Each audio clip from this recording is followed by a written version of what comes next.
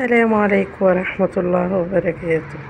ازيكم يا حبايبي يا حلوين يلي في بلادكم منورين. صلوا على النبي يا حبايبي. قبل بقى ايه ما نقعد في وسط الخضرة بتاعتنا اللي وحشتنا من زمان، ما قعدناش في هذا المكان.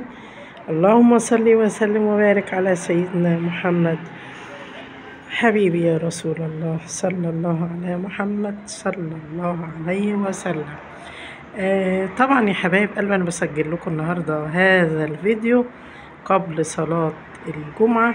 يا رب يجعلها جمعة مباركة علينا وعليكم وعلى أمة الإسلام وعلى العالم أجمع، اللهم آمين اللهم آمين. وأيضا ما ننساش إخواتنا وحبايبي وحبايبنا إخواتنا في سوريا، يا رب وفلسطين تعمر بأيديهم ويألف ما بين القلوب والشعوب ويعم الخير والسلام، مش في سوريا بس، لا، في بلد الحبيب مصر وبلادكم أينما كنتم. اللهم آمين اللهم آمين. تعالوا بقى ندخل على الفيديو بتاع النهاردة أو المشهد بتاع النهاردة.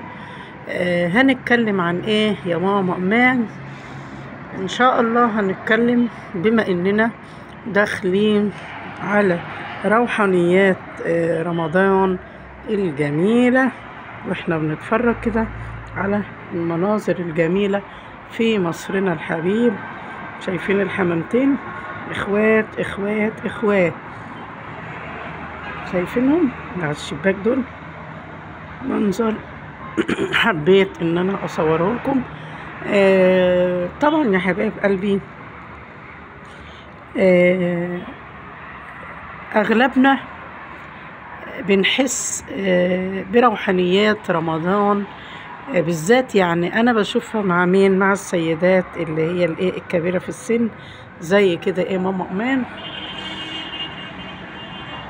انا عايزاكم بقى تسرحوا في المناظر الجميلة دي وتشوفوا الخيل ده مسك. شوفي يا مسك الخيل اهو قاعد يتشمس. تعالوا بقى انتوا بقى عيونكم بقى ايه تشوف المناظر وتستمتعوا بالمناظر الجميلة عندنا في مصر. في رمضان يا حبايب قلبي اغلب السيدات الكبار، تيجي تسألي اي ست من الناس اللي هم الكبار اللي هم بتوع زمان والصغيرين برضك، تقولي لها انت بتحسي بروحانيات رمضان، تقول لك بلمة العيلة، بالروحانيات بقى بسم الله ما شاء الله، الزينة والاكلات والتجمعات في اللمة. احنا ما بنتلمش الا في رمضان والكلام ده كله.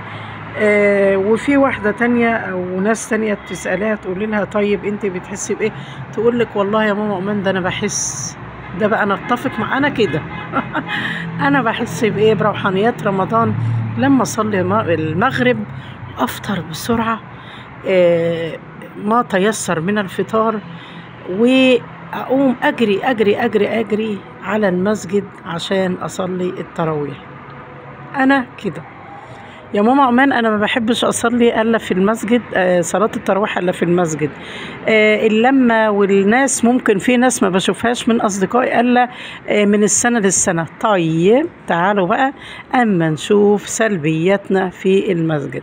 حبيبة قلبي انت وهي، سلبياتنا في المسجد بنقابل بعض، مفيش حاجة اسمها نفضل طول ما احنا قاعدين بقى في المسجد.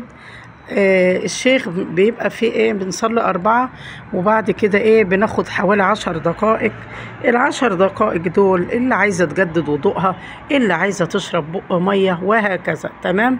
لا للأسف في بعض النسوة او بعض انا ما رحتش طبعا عند الرجالة، بس انا بتكلم على ايه فيديوهاتنا، يعني موضوعنا مع الستات بما ان ست.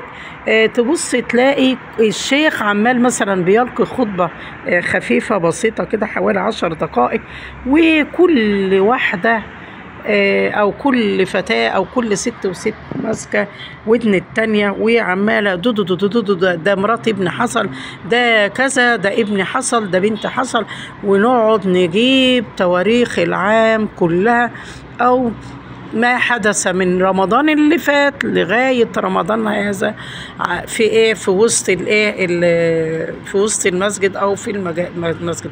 المكان ده طبعا مش انا اللي اقول لكم، انتوا عارفين هذا، وانا يعني انتوا اكبر من هذا. المكان ده مكان ليه قدسيته، الكلام الخارجي غير الذكر غير الاستغفار، ما ينفعش ان احنا نقعد نتكلم. وفي بعض الاحيان بتدخل بقى ايه في غيبه ونميمه. هتقول يا ماما امان ده بيحصل، وتبص تلاقي المسؤوله عن المسجد بتبقى محتاره. احنا يا جماعه ما احناش اطفال صغيرين، احنا ما احناش لسه عندنا 5 6 سنين. لا، انت رايحه المسجد ده عشان تستشعري الروحانيات الايمانيه، مش الروحانيات الكلميه، ان انا اتكلم. لا، الكلام ده يبقى خارج المسجد. سلمت على صاحبتك كده من بعيد لبعيد، سلام عليكم، ما قلتلكيش ما تقوليش السلام عليكم.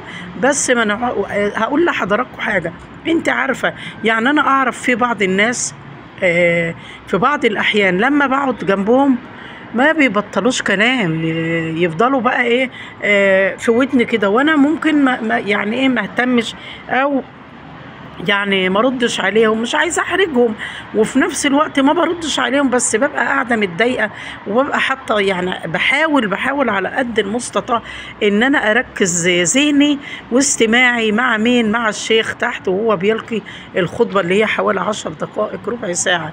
هقول لك حاجه، في بعض الاحيان بقى انا بعمل ايه لما بلاقي صديقتي، انا مش بكرهها ولا حاجه وهي طيبه وكل حاجه، واللي هي المسؤوله عن المسجد، اداره المسجد، بتقعد تسقف بايدها كده من يعني بسيط كده، يا جماعه لو سمحتم اسكتوا، ما ينفعش الصوت مره واثنين وصغيره وثلاثه، كأن هي بتتعامل مع اطفال صغيره. فليه كده؟ فانت لما تلاقي في واحده مثلا صرصاره زي ما بنقول او رغايه، نعمل ايه؟ ما تقعدش جنبها. اول ما تدخلي كده المسجد بسم الله ما شاء الله كبير قوي. عارفه مثلا احنا عندنا في المسجد مكان مصلى السيدات دورين، الدور اللي تحت اللي هو يعني يعتبر صغير شويه، والدور اللي فوق اكبر شويه. عارفه ان هي مثلا انت ليكي صديقه او اصدقاء بيحبوكي قوي قوي قوي، حاولي ان انت ما تقعديش في هذا المكان. تقولي يا ماما ما انا بحب اقعد معاهم، اقعدي بس اقعدي بعيد عنهم، يعني مش ساعه الصلاه بالذات، او سيبي المكان خالص، ما هو كله مسجد، اطلعي مثلا في الدور اللي فوق وهكذا. ليه؟ عشان ما نضيعش الروحانيات الجميلة، ما نضيعش الأوقات الجميلة في الرغي يا جماعة مش هيخلص. السنة طويلة جدا، بعد ما نخرج من المسجد نسلم على بعض، نطمن على بعض، لكن ما ينفعش ان احنا نتكلم في المسجد. وللحديث بقية يا حبايب قلبي، ان شاء الله استكفي بهذا القدر. وما تنسوناش بقى في اللايك والاشتراك في القناة، واكتر من تعليق كده تقولوا لي ايه رأيكم في الكلام اللي انا بقوله ده، هل انا محقة او غير محقة. وان شاء الله نلتقي في للحديث بقية، واستودعكم الله الذي لا تضيع ودائعه، والسلام عليكم ورحمة الله وبركاته. جمعة مباركة علينا وعليكم وعلى أمة الإسلام وعلى العالم أجمع، اللهم آمين اللهم آمين.